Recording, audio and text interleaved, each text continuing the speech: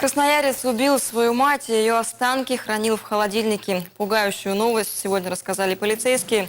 Они раскрыли двойное убийство. В Кировском районе пропала 44-летняя женщина. Правоохранители выяснили, к этому может быть причастен ее ранее судимый сожитель. Его задержали, и тело пропавшей нашли закопанным на дачном участке в Емельяновском районе.